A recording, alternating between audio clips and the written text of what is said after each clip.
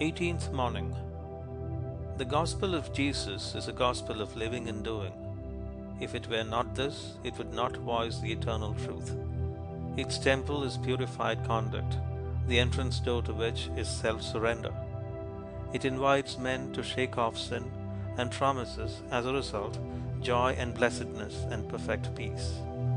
The kingdom of heaven is perfect trust, perfect knowledge, perfect peace. No sin can enter therein, no self-born thought or deed can pass its golden gates. No impure desire can defile its radiant robes. All may enter it who will, but all must pay the price, the unconditional abandonment of self.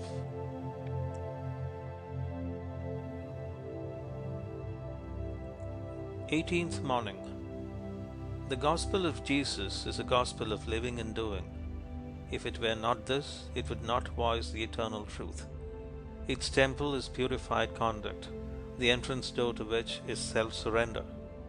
It invites men to shake off sin and promises, as a result, joy and blessedness and perfect peace. The kingdom of heaven is perfect trust, perfect knowledge, perfect peace. No sin can enter therein, no self-born thought or deed can pass its golden gates.